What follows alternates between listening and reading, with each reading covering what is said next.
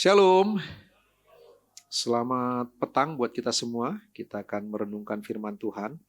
Kita langsung ya, rekan-rekannya. Walaupun sudah mulai holiday mood ya, pokoknya masuk Desember sudah holiday mood semua.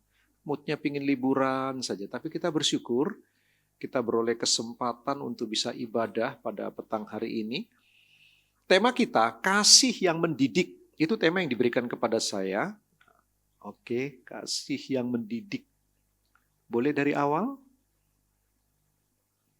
Kasih yang mendidik. Itu tema kita. Teks kita dari Ibrani 12 ayat 6 dan Wahyu 3 ayat 19. Nah, kita baca bersama. Begini, sebelum kita coba melangkah lebih jauh tentang tema kita, saya harus mengaku di depan rekan-rekan. Saya sudah ngomong ke Pak Ponco sih. Ini tema, mungkin dalam doktrin kekristenan, ini tema yang paling sulit. Dalam doktrin Kristen ada beberapa tema yang sulit. Contohnya Trinitas itu sulit. Ya, Trinitas sulit. Tapi jauh lebih sulit lagi apa yang kita pelajari malam ini tentang doktrin kasih Allah, tentang kasih yang mendidik. Tidak mudah. Kadang-kadang kita pikir doktrin Trinitas adalah doktrin yang paling sulit dalam kekristenan. Sebenarnya tidak. Saya setuju dengan Dr. D.A. Carson dalam bukunya, dia ngomong doktrin terberat sebenarnya doktrin tentang kasih Allah. Yang kita akan merenungkan bersama-sama kasih Allah yang mendidik itu. Lani beri saya teksnya Ibrani 12 ayat 6 dan Wahyu 3 ayat 19. Ayatnya berkata begini. Karena Tuhan menghajar orang yang dikasihinya dan ia menyesah. Perhatikan kata-kata itu. Orang yang diakuinya sebagai anak. Wahyu 3:19, barang siapa kukasihi, ia kutegur dan kuhajar. Sebab itu, relakanlah dirimu, hatimu, dan bertobatlah. Diberkatilah mereka yang membaca firman Allah, merenungkannya, menyimpan dalam hati, dan yang paling berbahagia mereka yang menghidupi firman tersebut. Sebelum kita coba melihat kepada kasih yang mendidik dari dua teks ini sebagai pengantar kita sekaligus landasan teologis malam ini, kita coba akan melihat tentang doktrin kasih Allah terlebih dahulu rekan-rekannya. Saya mohon rekan-rekan bersabar karena kalau nggak konsentrasi, pasti akan sulit untuk bisa paham tentang doktrin kasih Allah. Doktrin ini sulit, ada beberapa kesulitan. Coba perhatikan kesulitannya. Yang pertama, pandangan masa sekarang bahwa Allah itu penuh kasih. Entah apapun, bagaimanapun Allah itu dipahami, tapi orang zaman sekarang Allah itu kan maha kasih. Tapi kemudian Allah yang maha kasih itu diletakkan tidak pada konteksnya. Sehingga ngawur. Kenapa muncul hyper grace? Ini penyebabnya.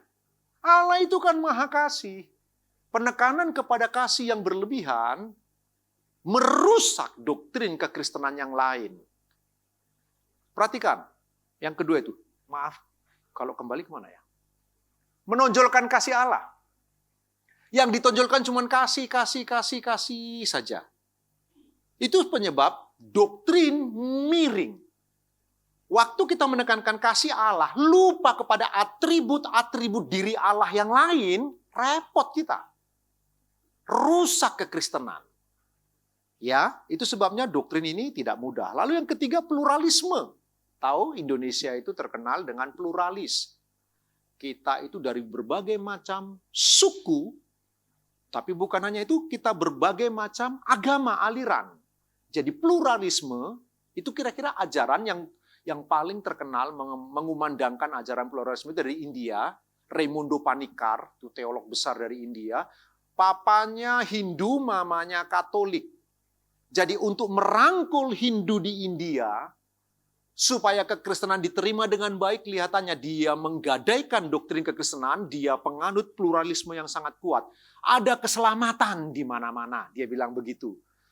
Memang ada ayat yang sangat eksklusif. Yesus berkata, I am the way, the truth, and the life. Akulah jalan, kata sandang tertentu ya, akulah jalan, kebenaran, dan hidup. Tak seorang pun sampai kepada Bapa kalau tidak melalui aku. Nah, Raimundo Panikkar ngomong begini, ayat itu benar, Yesus ngomong begitu betul. Yesus satu-satunya jalan bagi kekristenan. Tapi Tuhan yang sama muncul di agama lain dalam bentuk lain, dalam bentuk Buddha, yang adalah jalan keselamatan juga. Jadi Raimundo Panikkar menekankan kasih Allah mengajarkan pluralisme. Di mana-mana ada keselamatan. Di agama apapun ada keselamatan. Sebab Allah yang sama menjelma dalam Buddha, menjelma dalam kekristenan, menjelma dalam bla bla bla bla bla bla. Dia bilang begitu. Pluralisme. Sampai-sampai kalau rekan-rekan tahu ya, perhatikan ini. Bagi orang zaman sekarang, ini dia. Semakin banyak orang yang percaya, satu-satunya bidat yang masih ada adalah mereka yang percaya masih ada bidat. Nangkep nggak? Coba baca diulang. Nangkep nggak kalimat itu? Satu-satunya, semakin banyak orang yang percaya, satu-satunya bidat yang masih ada adalah mereka yang percaya masih ada bidat. Orang ini mengatakan gini, nggak ada itu bidat. Orang keselamatan ada di mana-mana kok. Mana ada bidat? Jadi orang yang percaya ada bidat, dialah bidat itu. Jadi kalau engkau percaya ada aliran sesat, engkau yang sesat sebenarnya. Nah, orang zaman sekarang percaya kepada moto ini.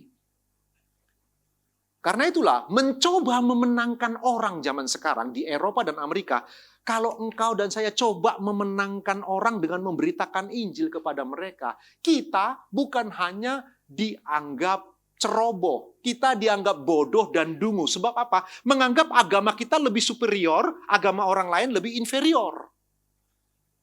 Jadi kalau kita beritakan Injil, emang agama lu aja yang benar. Emang cuma di agama lu yang ada keselamatan. Kita dianggap superior, lalu yang lain dianggap inferior. Dan itu sebuah kebodohan.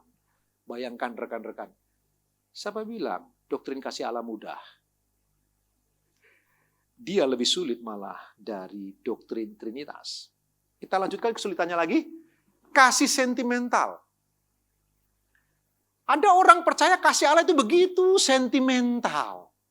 Allah begitu merindukan manusia sampai nggak bisa tidur. Kasih Allah itu nggak sentimental begitu. Nggak ada di dalam Alkitab kasih Allah yang sentimental. Tapi kita menganggapnya kan begitu. Kita memperlakukan kasih Allah kan kayak begitu. Kayak orang sedang jatuh cinta. Nggak ada. Nggak gitu kasih Allah. Nggak ada hubungannya dengan sentimental begitu dalam Alkitab. Tapi perhatikan ajaran kekristenan. Itu menyusup kepada gereja. Siapa bilang kasih Allah gampang, doktrin tentang kasih Allah? Belum lagi kekristenan sendiri menganggap apa? Bahwa bicara tentang kasih Allah itu gampang banget. Coba perhatikan. Saya mau sekarang bicara lebih praktis. Rekan-rekan tahu ya, Perang Dunia Pertama, penyebabnya adalah keluarga. Perang Dunia Kedua, Hitler, Pol Pot, korupsi yang merajalela, kemunafikan, lihat di bangsa ini, kejahatan. Hello? Tidakkah doktrin kasih Allah sulit? Di mana Tuhan? Kalau Dia Maha Kasih, mana kasihnya? Mana itu kasihnya untuk orang di Sumatera yang sekarang mengalami kelaparan luar biasa? Mana kasihnya? Bayangkan kalau Tuhan itu Maha Kasih, lalu kita menekankan tentang kasih Allah. Bagaimana mungkin dalam gereja mula-mula orang itu diperkosa, anak perempuannya diperkosa di depan matanya, supaya orang tuanya mau menyangkal Kristus. Mana kasih Allah? Benarkah begitu kasih Allah? Kok Dia membiarkan orang-orang yang mencintai Dia, yang berani mati bagi Dia, yang meninggalkan segala sesuatu demi Dia, lalu kemudian mengalami penganiayaan, penyiksaan, pemerkosaan, kebrutalan, dan tak ada mujizat, tak ada pertolongan. Hari ini kalau teman-teman pergi ke Aceh Tamiang sana yang lagi rame, tak ada pertolongan. Di mana kasih Allah? Benarkah Allah Maha Kasih? Please, kenapa jodohku belum datang juga? Di mana kasih Allah? Kenapa suamiku pergi dengan perempuan lain? Kenapa anakku dipanggil oleh Dia? Yang aku masih sangat merindukan dan menginginkannya. Halo? Ini pertanyaan-pertanyaan kalau engkau nggak mau bertanya tentang kasih Allah, engkau nggak akan bertumbuh dengan sehat di dalam Tuhan. Rekan-rekan, doktrin kasih Allah bukan doktrin yang mudah. Apalagi tema kita diberi oleh Lani. Lani memberi saya tema, kasih yang mendidik. Ini tidak mudah. Oke, walaupun tidak mudah, bukan berarti tidak bisa didekati. Kita akan dekati bersama-sama, pelan-pelan. Karena itu teman-teman coba konsentrasi. Karena ini doktrin yang sulit. Saya nggak tahu ini pertemuan keberapa yang bicara tentang kasih. Ya, kasih Allah. Nah, kita akan melihat bersama-sama. Supaya kita nggak melenceng ke kanan ke kiri, saya sengaja pakai bukunya Bapak D.A. Kersen itu. Ada bukunya, sebenarnya bukan buku ya, itu seperti kutipan-kutipan dari seminar-seminarnya yang dibukukan. tentang kasih di tempat-tempat sulit. D.A. Carson itu salah satu rujukan teolog Perjanjian Baru. Kalau bicara tentang Perjanjian Baru, dia salah satu rujukan. D.A. Carson itu namanya, dia orang hebat. Nah, dia dia tulis dalam bukunya. Cara Alkitab berbicara tentang kasih Allah itu ada 5 cara. Beda-beda, coba perhatikannya. Ada beda cara Alkitab berbicara tentang kasih Allah. Dipakai Alkitab dalam membicarakan kasih Allah. Alkitab tidak memakai konsep kasih secara tunggal. Nggak ada yang namanya kasih Allah tunggal. Itu nggak begitu. Dia berbeda-beda. Alkitab menggunakan kata kasih sesuai dengan konteksnya. Ada konteksnya masing-masing. Melalaikan konteks, merusak atribut Allah yang lain. Jadi kalau teman-teman masih ingat ya, waktu saya ngomong di tempat ini, saya ulang lagi, setiap teks suci itu turun, dia turun punya konteks. Dia tidak turun di ruang hampa. Dia turun punya konteks budaya, sosial, politik, ekonomi, orang zaman itu, kebiasaan orang zaman itu, belum lagi konteks sastranya. Jadi waktu teks suci itu ditulis oleh para penulis yang diilhamkan oleh Allah Roh Kudus, dia punya konteks. Kalau kita ambil satu ayat, kita comot satu ayat, ini ayat bisa dipakai untuk apa saja kalau kita lalai konteksnya. Karena itu saya suka ngomong kalau baca Alkitab, perhatikan 3 ini. Yang pertama, perhatikan konteks. Ayat sebelum, ayat sesudah. Yang kedua, perhatikan konteks. Ayat sebelum, ayat sesudah. Yang ketiga, perhatikan konteks. Ayat sebelum, ayat sesudah. Karena kalau kita ambil ayat ini, pakai begitu saja, ini bisa dipakai untuk macam-macam kalau kita mengabaikan konteks. Saya beri contoh, supaya teman-teman disegarkan, diingatkan lagi. Saya ketemu dengan teman saya, namanya Yatiman. Dia disebut Yatiman karena dia yatim piatu dari kecil. Hidupnya susah, jualan es. Saya masih SD, dia jualan es. 20 tahun kemudian, saya ketemu dia. Wow, bawa mobil Mercy. Lalu saya ngomong, Yatiman, gila lu. Kata gila itu memaki atau memuji? Memuji.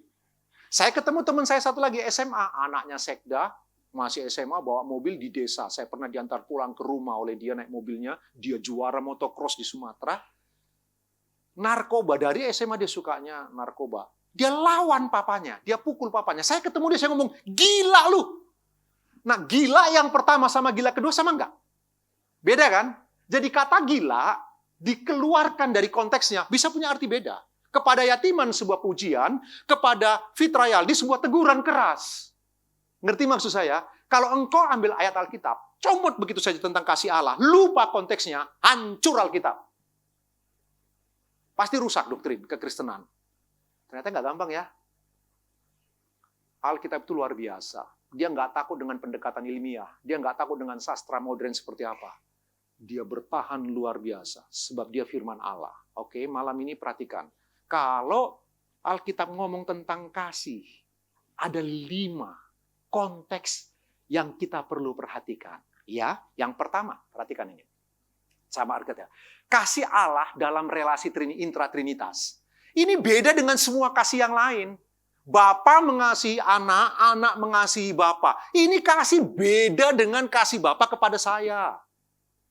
Beda sekali. Ini kasih kekal, sempurna, tidak bersyarat. Dari minus tak terhingga kekekalan, sampai plus tak terhingga kekekalan, ini kasih yang beda. Sebelum segala sesuatu ada, kasih ini melekat pada diri Allah. Oke, kasih Kristus kepada Bapa, Bapa kepada Kristus. Kasih ini tidak terkait dosa atau keselamatan manusia. Ini jenis yang pertama. Oke, beda sekali kasih ini. Nggak ada hubungannya dengan agape filio, ya enggak loh ya. Itu filsafat Yunani, agape, filio, storge, ya.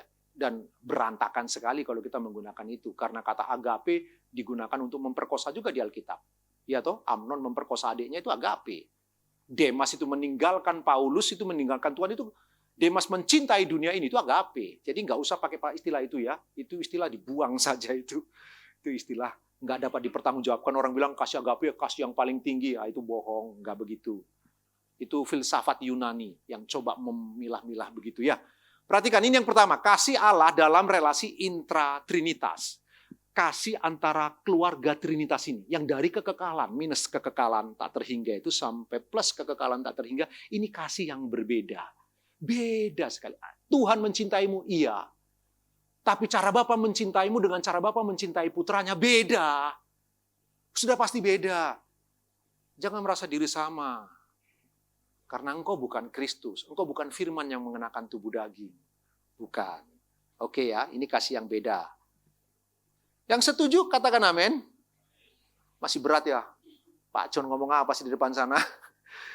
Oke, pelan-pelan. Yang kedua, kasih Allah sebagai sikap pemeliharaan atau providensia Allah. Kasih yang memelihara seluruh ciptaan. Perhatikan, kasih ini common grace, kasih yang umum, berlaku kepada siapa saja. Allah memberi hujan kepada para penghujat, kepada para penyembah, kepada mereka yang orang-orang yang menolak Tuhan atau yang menyembah Tuhan. Pendek kata, hujan diberikan yang sama. Hari ini hujan di Surabaya. Orang Kristen kena hujan, orang Muslim kena hujan, orang Hindu kena hujan, orang Buddha kena hujan, semua agama kena hujan. Bahkan yang sedang melakukan dosa sekarang ini mungkin narkoba dan bejat di sana kena hujan juga. Ini namanya common grace, kasih Allah yang umum dalam rangka providensia, dalam rangka memelihara. Yesus ngomong bagian itu. Ya, ini kasih yang umum. Siapapun terkena, dampak contohnya ketika musibah di Sumatera, mau dia saleh, jujur, takut akan Tuhan, menjauhi kejahatan, kalau kena musibah ya mati-mati aja. Orang yang kenal Tuhan mati, nggak kenal Tuhan pun mati. Ngerti ya? Ini namanya kasih providensia, kasih Allah sebagai sikap Allah memelihara alam semesta. Jadi alam semesta ini menurut Kolose pasal 1 dan pasal 3 ditopang oleh firman.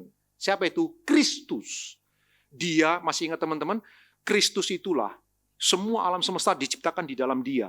Karena itu Kristus rahmat bagi alam semesta. Dari kata rahmat kita ketemu kata rahim. Kristus adalah rahim alam semesta. Dialah yang melahirkan seluruh alam semesta. Karena itu waktu Natal tiba itu sang rahim tinggal di rahim Maria. Wah, itu luar biasa. Nanti kita akan belajar ya bersama-sama pelan-pelan. Tapi malam ini mungkin nggak sempat. Terus dialami oleh orang benar dan fasik, namun kasih ini tidak otomatis menyelamatkan. Enggak. Hanya karena Tuhan dalam kasih pemeliharaannya bukan berarti kemudian semua orang diselamatkan. Enggak sama sekali. Ini kasih yang beda dengan intra-trinitian tadi. Yang ketiga, perhatikan, ini kasih Allah untuk maksud menyelamatkan dunia yang berdosa. Yohanes 3 ayat 16. Karena begitu besar kasih Allah akan dunia ini, sehingga dia mengaruniakan anaknya yang tunggal. Ini kasih yang mendorong pengutusan anak. Jadi waktu Allah itu mau menyelamatkan orang, kasih ini, dia melalui kasih inilah dia dorong anaknya. Teman-teman, ingat tadi kasih yang pertama, kasih intra-trinitarian atau intra-trinitas, kasih di dalam keluarga Trinitas. Itu kasih yang entah bagaimana kasih itu melekat pada diri Allah, sehingga kalau kita dikasihi, bukan karena kehebatan kita, bukan karena kita menarik hati Tuhan, tapi karena dia hakikatnya adalah kasih. Yang kedua, kasih Allah universal. Yang ketiga, perhatikan nih, kasih Allah untuk maksud menyelamatkan dunia berdosa. Ditujukan kepada manusia berdosa, ini kasih yang berinisiatif, tetapi tidak meniadakan keadilan atau penghakiman. Ini kasih Allah, oke. Tapi kasih ini tidak kemudian keadilan Allah ditiadakan. Kok keadilan Allah berlaku? Kamu menolak kasih ini, siap-siap. Menolak, habis kamu. Kira-kira begitu. Ini kasih yang berinisiatif. Dengan kasih inilah, Tuhan kemudian mendorong anaknya datang. Kemudian yang keempat, kasih Allah yang khusus, selektif, efektif kepada umat pilihan atau perjanjiannya, baik Israel maupun gereja. Kenapa saya bikin diagramnya agak beda begini? Inilah yang ada hubungannya dengan khotbah kita malam ini. Perhatikan, ini kasih Allah yang khusus, selektif, efektif. Maksudnya, kasih ini pasti terjadi dan pasti direspon oleh manusia dengan benar. Oke, dia selektif, aktif, kepada umat pilihan atau perjanjiannya baik Israel maupun gereja. Kasih pilihan atau covenantal love. Ini kasih yang memilih. Ini bersifat relasional dan bersifat covenant, perjanjian. Ini kasih yang beda lagi. Jadi kalau seseorang dikasihi Allah dengan kasih model begini, pasti diselamatkan. Sebab kasih itu efektif. Kasih itu bekerja keras. Kasih itu terus-menerus mengejar kita. Sampai kita menyerah lalu mengaku, ya Yesus aku menerima Engkau sebagai Tuhan dan Juru Selamat. Nah ini kasih nih. Kasih nih. Dia efektif, dia selektif. Dan dia inisiatif dari Allah. Sama seperti Natal, itu inisiatif Allah. Ya, dia bersifat relasional dan perjanjian. Ini ciri atau bentuk kasih yang keempat. Yang terakhir. Kasih Allah yang bersyarat secara relasional. Ini kasih yang dialami secara dinamis. Bukan kasihnya yang berubah, tapi kita bertumbuh di dalam kasih itu. Dia dinamis. Bukan kasih Allah yang berubah, tetapi pengalaman akan kasih itu bergantung pada ketaatan. Inilah kasih bersyarat. Jadi, enggak semua unconditional love. Enggak semua kasih Tuhan itu, oh kasih Tuhan kasih tak bersyarat. Ada yang bersyarat, sorry. Kalau engkau mentaati apa yang dia perintahkan, engkau beroleh upah. Ada punishment, ada reward. Jadi ada kasih Allah yang bersyarat, ada yang tak bersyarat. Ya, teman-teman. Jadi jangan pikir unconditional love, kasih Allah itu tak bersyarat. Iya, ada yang tak bersyarat, tapi ada yang bersyarat. Jika engkau memenuhi yang bersyarat, perhatikan, engkau bisa mendapatkan yang bersyarat, engkau bisa mendapatkan yang tidak bersyarat. Nangkep nggak ya? Saya beri contoh teman-teman. Kenapa engkau berdoa? Supaya gampang, supaya membumi, kenapa engkau dan saya berdoa? Begini, saya beri ilustrasi supaya paham. Kalau engkau berdoa, perhatikan, engkau dapat iPad ini, contohnya gitu ya. Ini iPad hanya bisa didapat, iPad ini di hadapan Tuhan gitu ya. iPad ini hanya bisa didapat kalau orang berdoa. Oke. Handphone ini, berdoa tidak berdoa, semua dikasih handphone ini. Oke. Kacamata ini, biar mati-matian berdoa sampai berak darah, nggak bakal dikasih. Nah, 3 ini ada di hadapan Tuhan. Kalau orang ini berdoa, dia dapat iPad. Berdoa nggak berdoa, tak kasih handphone. Tapi biar berdoa mati-matian, nggak bakal tak kasih kacamata. Mau mati-matian. Nah, ini ada di hadapan Tuhan. Kita nggak tahu. Kalau kita berdoa, kita mungkin dapat 2. Dapat iPad dan dapat handphone. Kalau kita nggak berdoa, kita cuma dapat handphone. Yang berdoa tidak berdoa pasti dikasih toh. Tapi kalau kita berdoa, kita dapat 2. Nah, kira-kira kasih Allah kayak begitu. Perhatikan.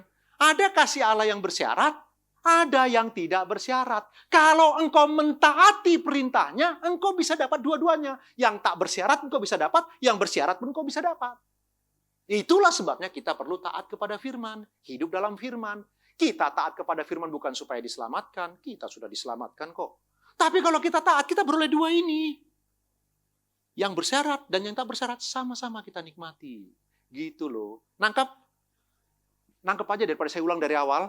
Nggak selesai khotbah kita malam ini. Nangkep aja gitu ya biar cepat-cepat lewat si kurus itu gitu aja gitu. Oke. Nah, intinya kira-kira begini. Kasih Allah tidak boleh dipakai sebagai konsep tunggal yang meniadakan ayat-ayat lain. Kasih Allah harus dipahami secara alkitabiah, kontekstual, dan seimbang dengan atribut Allah lainnya. Jadi kelima tadi, cara Allah mengasihi, kasih yang trinitas, kasih yang umum, cara Allah kelimanya ini ada di Alkitab.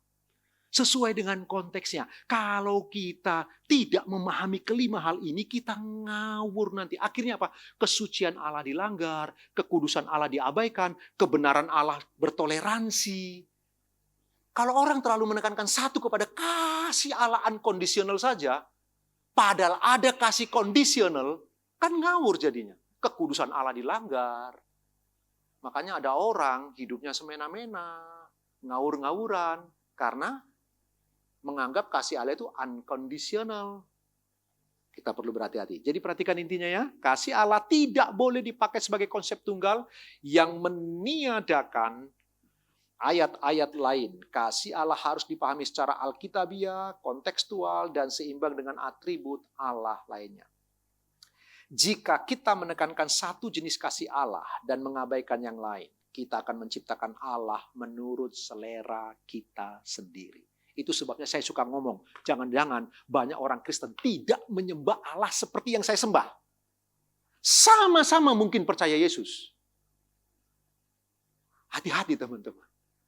Jangan-jangan orang itu cuma membayangkan tentang kasih Allah, jadi kasih Allah dia bayangkan, dia refleksikan kasih Allah seperti itu, lalu dia sembah itu. Dia nggak menyembah Allah Trinitas sebenarnya. Dia menyembah refleksi dari apa yang dia ada di benaknya. Apa yang dia lamunkan, apa yang dia imajinasikan tentang Allah itu, dia lemparkan, lalu dia sembah. Dia tidak menyembah Allah yang sejati sebenarnya. Tapi Allah dari bayangannya, Allah dari pikirannya, Allah dari sistem nilai yang dia percayai. Hati-hati. Jika kita menekankan satu jenis kasih Allah dan mengabaikan yang lain, kita akan menciptakan Allah menurut selera kita sendiri. Saya pernah ngobrol-ngobrol dengan seorang hamba Tuhan, ngobrol-ngobrol. Saya sementara mau khotbah, tapi dia terus bertanya-bertanya. Perdebatan menjadi runcing, rekan-rekan. Kesimpulannya saya tanya begini, mohon maaf Pak. Kalau lihat keterangan Bapak semua, penjelasan Bapak, Bapak percaya sudah selamat atau tidak? Dia bingung. Dia hamba Tuhan nggak tahu dia sudah selamat atau tidak. Saya sudah mengembalikan semua pertanyaannya kepada dia kembali. Oke, kalau gitu menurut Bapak, Bapak sudah selamat atau tidak? Gak bisa jawab dia. Jadi di akhir dari perdebatan sebelum saya naik ke mimbar, dia bingung dia sudah selamat atau enggak. Kenapa? Ya begini.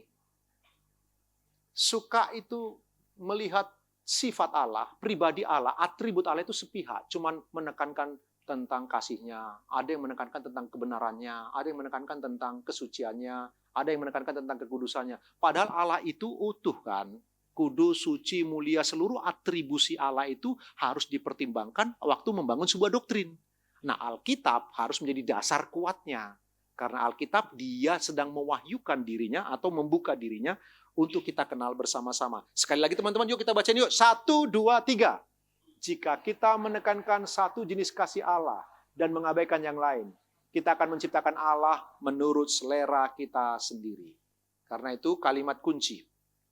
Allah mengasihi dengan cara yang berbeda, dalam konteks yang berbeda. Dan semua cara itu kudus, adil, dan konsisten dengan dirinya. Ini menjadi sebuah keyword kita, kata kunci kita. Ya rekan-rekannya. Oke, sekarang kita kembali kepada teks. Kita baru tadi itu semua pendahuluan khotbah. Kita sekarang masuk kepada tema yang diberikan Lani kepada saya. Ibrani 12 ayat ke-6. Yuk kita kembali kepada teks. Karena Tuhan menghajar paidewe orang yang dikasihnya dan ia menyesah mastigoi orang yang diakuinya sebagai anak. Perhatikan itu. Karena Tuhan menghajar paidewe. Dari kata paidewe kita ketemu kata paidagogos. Tahu ya paidagogos ya? Mendidik, mengajar gitu ya. Paidagogos, paido itu dari bahasa Yunani itu. Pembentukan karakter atau pelatihan hidup rohani. Menyesah, mastigoi. Dari bahasa Yunaninya, mastigoi itu penderitaan nyata atau pengalaman yang mengguncang. Ini yang saya bilang sulit. Doktrin kasih Allah, menurut penulis Ibrani. Perhatikan, karena Tuhan menghajar. Masih enak. Kita dididik untuk bertumbuh secara rohani, karakter kita dibentuk. Ini sebuah pelatihan rohani. Kita sedang diperlengkapi oleh Tuhan. Waktu digunakan kata menghajar. Tapi, dan ia menyesah, cambuk. Ini sebuah pengalaman yang mengguncang, penderitaan yang nyata, peristiwa yang traumatis. Ini yang gak enak. Dan Tuhan itu benar-benar melakukannya. Kita pikir, malam ini saya akan memperkenalkan satu pribadi Allah yang berbeda ya dari yang kalian kenal selama ini. Teman-teman begini, Tuhan tidak murka kepadamu. Enggak. Tapi, barang siapa yang dia kasihi, dia pukul. Benar-benar dia pukul. Barang siapa yang kukasih, dia kutegur dan kuhajar. Dia bisa kasih penyakit. Itu sebabnya bagi Ayub, semua penderitaannya itu, dia ngomong kepada istrinya, engkau cuma mau yang baik saja dari Allah, tapi engkau nggak mau yang buruk. Jadi bagi Ayub, yang buruk itu semua datang dari Allah, bukan dari iblis. Orang konsep perjanjian lama nggak ada percaya bahwa yang buruk datang dari iblis, nggak percaya. Di perjanjian lama kata setan, kata iblis, itu baru muncul nanti di kitab Yeskiel. Dari mulai kitab Kejadian sampai seluruh kitab Pentateuch, masuk kitab sejarah, di Yeskiel baru muncul kata setan iblis. Karena bagi orang konsep perjanjian lama, semua malapetaka yang mereka alami datang dari Tuhan. Nggak ada dari setan. Orang zaman sekarang dikit-dikit setan kan? Padahal dia yang kepala batu, dia yang kurang ajar, dia yang peang, ngomongnya setan. Susah. Nah, rekan-rekan perhatikan tuh. Tuhan itu mengasihimu sungguh-sungguh. Buktinya, Natal ada. Dari Natal itu kita tahu Tuhan sungguh-sungguh mengasihimu. Lalu Paskah ada. Tuhan itu mati untuk engkau dan saya. Benar. Tapi, karena kasihnya, dia betul-betul hajar kita loh. Kalau kita main-main, dihajar. Perhatikan. Sudah lama kita nggak dengerin dari mimbar gereja kan? Nggak mungkin Tuhan kasih penyakit. Emang lu bisa batasin Allah? Emang bisa? Siapa yang bisa mengurung Allah dengan doktrin? Bisakah kita mengurung Allah, membatasi Allah? Siapa yang jadi Allah sebenarnya? Kita atau dia? Itu yang gak enak. Makanya tema ini gak mudah. Kasih yang mendidik. Gak enak ternyata. Tuhan itu bukan hanya membentuk kerohanian kita, bukan hanya melatih kerohanian kita, tapi benar-benar dia gampar. Bang! Rasain lo ya. Orang-orang perjanjian lama biasa dengan hal begini. Gereja mula-mula biasa dengan hal begini. Gereja modern yang menolak. Nggak mungkin Allah kasih malapetaka. Nggak mungkin. Bahayanya kita. Ayub mau menjadi saksi.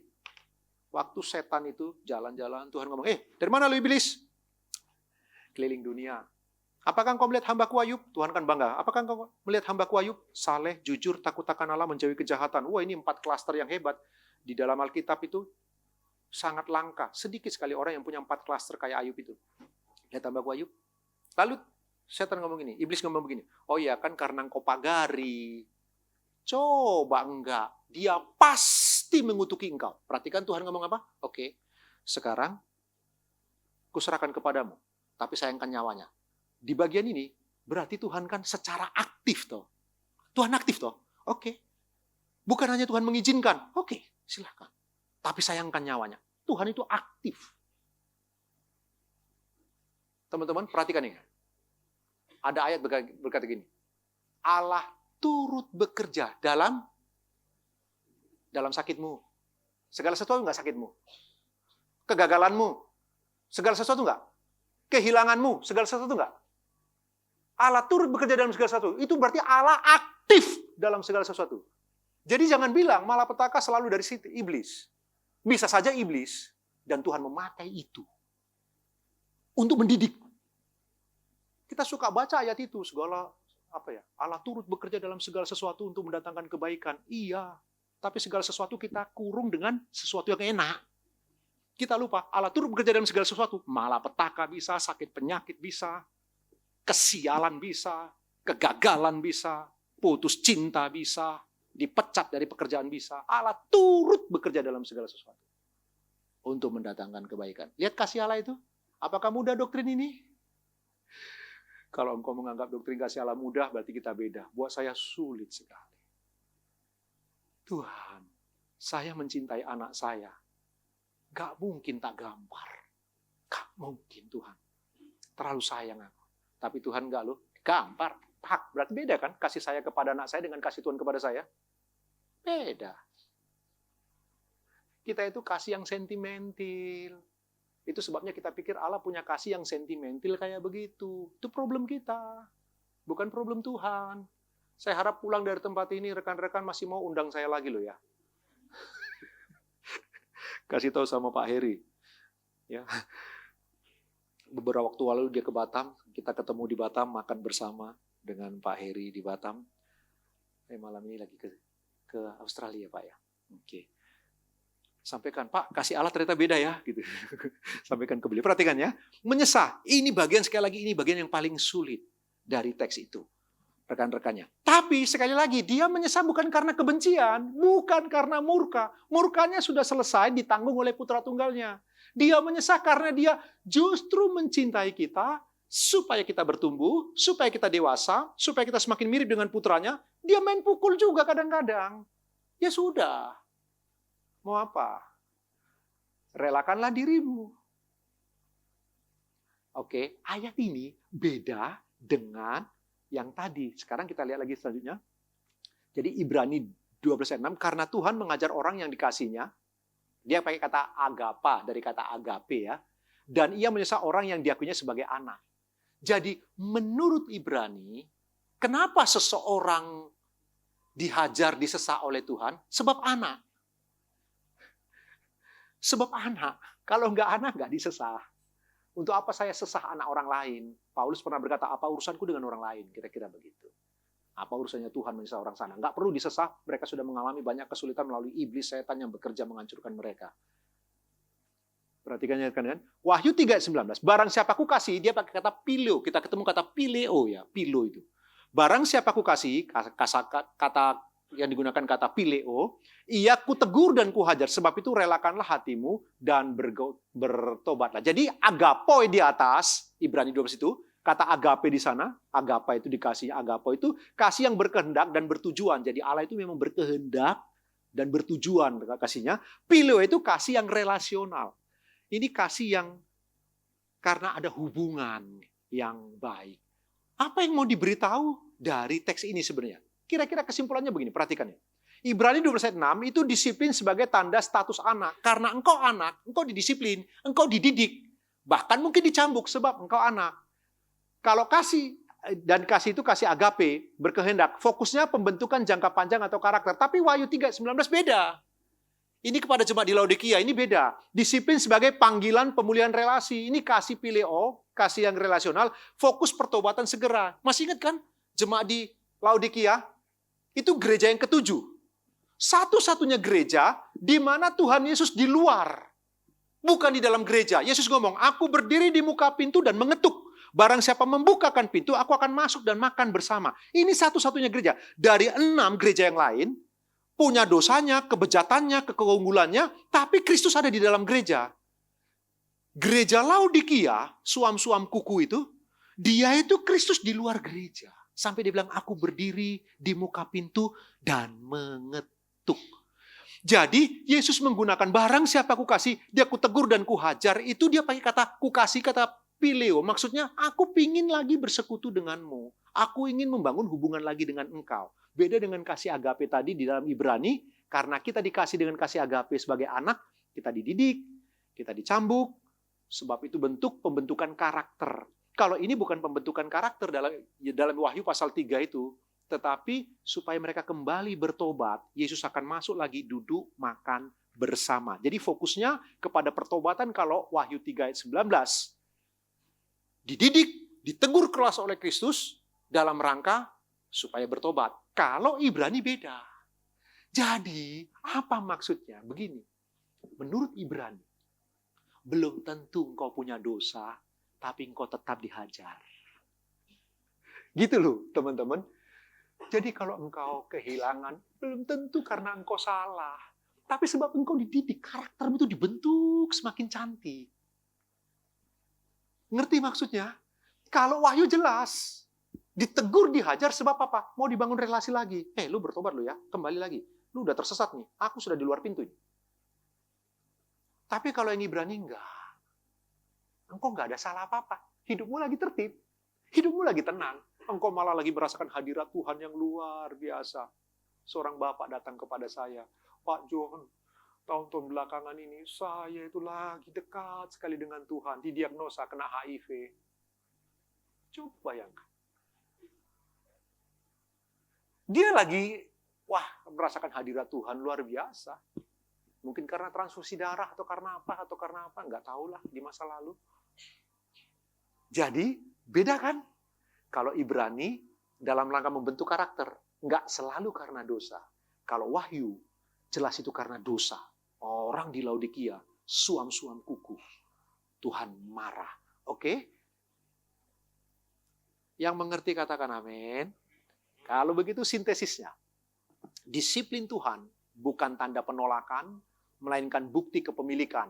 Bukan hukuman kehancuran, melainkan kasih yang menyelamatkan. Jadi waktu engkau dan saya dididik, motivasinya cuma satu, mau menyelamatkan. Nggak ada yang lain. Bukan kebencian. Tidak selalu amarah. Tidak selalu ya teman-teman ya. Dan perhatikan hukumannya bukanlah sebuah kehancuran. Kalau begitu, bagian pertama ini kita simpulkan begini. Kasih tanpa disiplin adalah pembiaran. Disiplin tanpa kasih adalah kekerasan. Tetapi disiplin dalam kasih adalah keselamatan. Yuk kita baca bersama-sama kesimpulan kita yang satu ini. 1, 2, 3. Adalah pembiaran, disiplin tanpa kasih adalah kekerasan, tetapi disiplin dalam kasih adalah keselamatan. Yes! Jadi waktu Tuhan mendidik kita, nggak ada motif kebencian di baliknya. Tadi saya sudah ngomong di depan, nggak ada murkanya, sudah selesai murkanya. Sudah selesai rekan-rekan. Ini yang kita bingung. Kalau dia sudah selesai murkanya di kayu salib oleh anaknya, dia sungguh mengasihi kita, kenapa harus ada kemalangan? Ya, itulah didikannya. Supaya engkau dan saya dimurnikan, karakter kita diperbaiki. Suatu hari kelak, yang berdiri di hadirat Tuhan, tinggal John Panggabean dan karakter. Semua akan ditinggal. Perhatikan firman Tuhan berkata begini, iman kita nggak perlu lagi sudah sempurna di sana. Oke, pengharapan, apalagi mau diharapkan? Iman, pengharapan, dan kasih. Yang terbesar adalah, itu bicara karakter. Iman nggak perlu lagi, semua sudah nyata. Harapannya sudah terwujud semua di sana. Tinggallah kasih, tinggallah karakter. Suatu hari kelak, engkau dan saya berdiri di hadirat Tuhan hanya tersisa karakter. Karena itulah, demi itu, dia akan didik kita. Didik. Demi karakter itu, yang kadang-kadang cara dia mendidik, kita bertanya-tanya. Oke, kalau begitu apa aplikasinya? Nah, ini yang paling penting. Kalau gitu pulang dari tempat ini malam ini, Pak John ini bicara tentang doktrin salah satu yang paling sulit tentang kasih Allah. Ternyata ada 5 konteks ya. Harus perhatikan konteksnya kalau baca Alkitab gitu. Oke, udah paham Pak John. Lalu apa yang saya mau bawa pulang? Ini yang kita teman-teman perlu bawa pulang. Yang pertama perhatikan. Belajar menafsirkan penderitaan dengan kacamata kasih. Bukan kecurigaan. Mulai malam ini.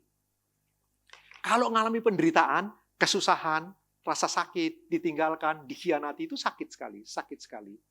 Mulai belajar gunakan kacamata kasih. Bukan kecurigaan kepada Tuhan. Jangan curiga kepada Dia. Halo, Tuhan gak sejahat yang kau duga. Berhenti curiga kepada Allah yang hidup. Gunakan kacamata yang sehat. Kacamata kasih. Jadi apapun yang kau alami, coba belajar. Dia sedang mengasihiku. Cara membaca penderitaan perlu belajar, rekan-rekan. Dari Tuhan marah padaku menjadi Tuhan sedang membentuk aku. Mulai malam ini ya pulang, kalau engkau mengalami sesuatu yang sulit, selama ini kau pikir Tuhan lagi marah kepadaku. Bukan, Tuhan sedang membentuk aku. Disiplin ilahi bukan bukti penolakan, melainkan tanda relasi yang masih efektif. Saya ulang, saya baca ini, yang saya tulis di sini. Disiplin ilahi bukan bukti penolakan, melainkan tanda relasi yang masih aktif. Jadi kalau engkau didisiplin itu bukti masih ada hubunganmu dengan Dia. Engkau masih terhubung, makanya engkau didisiplin. Sebab jika Tuhan sudah diam, berhati-hatilah. Suatu kali Daud berbuat salah. Lalu Tuhan ngomong, oke, Daud, lu mau tak hukum atau tak serahkan kepada musuh? Daud ngomong, lebih baik jatuh ke tangan Tuhan daripada ke tangan musuh. Sebab kalau ke tangan Tuhan, Tuhan tahu ukurannya mendidik kita. Mendisiplin kita. Tapi kalau jatuh ke tangan musuh nggak pernah punya hitung-hitungan dalam mendisiplin. Jadi Daud bilang, lebih baik aku jatuh ke tanganmu Tuhan. Mulai malam ini rekan-rekan, ayo kita perhatikan bagian. Disiplin ilahi bukan bukti penolakan, melainkan tanda engkau masih punya hubungan yang aktif dengan Tuhan. Ya, teman-teman, hidup yang dewasa secara rohani tidak reaktif, tetapi reflektif. Mulai sekarang, mengalami sesuatu yang sulit, nggak usah reaktif. Lebih baik reflektif. Refleksi, oh ya, ini bukan murka Tuhan. Ini sesungguhnya Tuhan sedang membentuk aku. Itu namanya kacamata kasih. Ya, Tuhan sedang membentuk aku. Ini bukan bukti penolakan, tapi ini bukti aku masih punya hubungan dengan Tuhan. Ayo datang lagi, berubah lagi. Aplikasi yang kedua, mengembangkan respon aktif terhadap teguran, bukan sikap defensif. Mulai malam ini, kalau ditegur oleh firman seperti malam ini, ditegur oleh sahabat, ditegur oleh Tuhan melalui suara hati nurani yang lembut, atau waktu engkau membaca teks suci itu, atau melalui orang tua, cobalah Mengembangkan respon aktif terhadap teguran, bukan defensif. Jangan buru-buru membela diri. Perhatikan ini ya, teguran Tuhan selalu mendahului disiplin yang lebih berat. Tuhan gak ujuk-ujuk teman-teman, Tuhan gak ujuk-ujuk cambuk engkau, Tuhan gak ujuk-ujuk menyesah engkau, enggak, seperti Ibrani tadi ngomong. Enggak, selalu ada teguran-teguran sebelumnya. Marilah belajar responsif kalau ditegur sebelumnya. Enggak ujuk-ujuk, sama seperti orang jatuh dalam dosa ya, enggak ujuk-ujuk orang langsung jatuh dalam dosa, enggak. Ada proses panjang sebelumnya. Begitulah ketika Tuhan mau mendidik kita, enggak ujuk-ujuk dia kasih sakit yang parah, enggak gitu. Ada proses sebelumnya, teguran-teguran yang Tuhan sudah berikan, melalui orang, melalui mimbar, melalui sahabat, orang tua, tapi kita mengabaikan. Ayo kita belajar mengembangkan respons aktif terhadap teguran, jangan sikap defensif, gak usah cari alasan. Perhatikan ini. Orang yang dewasa cepat peka. Orang yang keras hati baru sadar setelah terluka. Saya ulang ya. Orang yang dewasa itu cepat peka, sensitif dia. Orang yang keras hati baru sadar setelah terluka. Janganlah. Jangan tunggu luka baru sadar, ya Tuhan, aku salah. Kenapa harus nunggu-nunggu terluka? Ya, membiasakan diri tunduk pada teguran firman, Roh Kudus, komunitas, belajar untuk tidak membela diri, dikit-dikit bela diri, tidak menyalahkan keadaan, menganggap teguran sebagai anugerah pencegahan, bukan serangan. Mulai malam ini kalau ditegur itu bukan serangan. Kalau kau ditegur sahabatmu itu bukan serangan, itu bukan sedang mempermalukan. Mari responsif. Saya pernah lagi khotbah di Nginden, bukan di gereja Nginden, di waktu itu saya masih full timer, jadi di setiap doa pagi dulu, rekan-rekan, menara doa. Sudah lama nggak ada menara doa, sampai lupa saya menara doa. Menara doa, saya lagi khotbah, sebagai full timer saya khotbah. Lagi khotbah, tiba-tiba seorang ibu angkat tangan, interupsi, langsung tembak. Saya, wah, malu sekali saya. Di sana ada Frankie Hardipura, ada Filipus Edi, senior-senior, Daniel Yanuar, para senior itu. Malu sekali saya. Dia ngomong begini. Saya tidak percaya yang Pak John ngomong. Saya pernah ngajar di SOM. Saya bilang, Nuh itu membangun bahtera 100 tahun. Lalu siswa tanya, siswa SOM, mana buktinya? Saya nggak bisa buktikan, karena Alkitab nggak ngomong. Sama, Pak John juga nggak ada kan buktinya. Ya elah, dia yang diserang orang, gantian dia serang saya. Loh, itu kan gampang sekali toh jawabnya. Benarkah Nuh itu membangun bahtera 100 tahun? Kan gampang sekali. Dia dipanggil Tuhan untuk membangun bahtera usia 500. Air bah datang usia 600. Ya anggap aja lah 100 tahun. Sederhana kan? Itu tafsiran yang cukup bisa dipertanggungjawabkan. Kan Nuh itu disuruh Tuhan bangun bahtera. Umur 500 dia. Firman Tuhan berkata dia umur 500 waktu itu. Lalu air bah datang umur 600. Ya asumsi orang kemudian 100 tahun ya normal lah. Ya toh. Meleset-meleset dikit kan paling 99,9 kan gitu ya. Nah dia yang nggak bisa jawab pertanyaan mahasiswanya. Aku yang dihantam di mimbar. Tapi saya diam. Coba belajar respon. Gak enak loh teman-teman, sungguh. Sudah habis waktu saya. Kasih 2 menit lagi ya. Gak enak. Tapi saya waktu itu ya, saya masih full time, masih baru. Untung banget masih baru, jadi masih responsif, lebih berhati-hati. Saya coba terima teguran itu. Selesai ibadah, waktu itu Pak Filipus Edi coba stop, dia bilang, Bu, sabar, nanti selesai ibadah, boleh lanjutkan dialognya ya gitu. Selesai ibadah, bukan saya, tapi semua yang hadir serang ibu itu. Belain saya, semua belain saya, ibu itu kasihan sendiri. Ya, sudahlah. Saya juga diam saja, saya pikir kesempatan, biarin, rasain dulu ya. Gitu. Hari itu saya nggak jadi hamba Tuhan, betul. Poinnya, ayo kembangkan sikap yang responsif kalau ditegur. Jangan defensif. Yang terakhir, aplikasi. Oh, ini penting. Perhatikan. Ketaatan dini sering menyelamatkan kita dari penderitaan yang tidak perlu. Yuk, kenapa kita banyak kesusahan? Kita terlambat taatnya. Ketaatan dini sering menyelamatkan kita dari penderitaan yang tidak perlu. Yang terakhir, hidup dalam pertobatan yang bersemangat. Bukan kekristenan suam-suam kuku seperti orang di Laodikia. Tahu arti kata Laodikia? Salah satu arti Laodikia, apa kata orang. Itu artinya.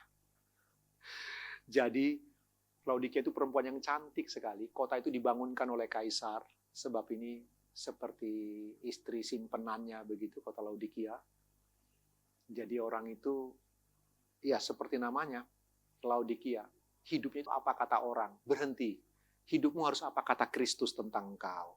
Apa kata firman tentang engkau. Jangan apa kata orang. Ya, kalau ikut apa kata orang, mati kita semua. Oke, Tuhan Yesus memberkati. Yuk tepuk tangan buat Tuhan kita yuk.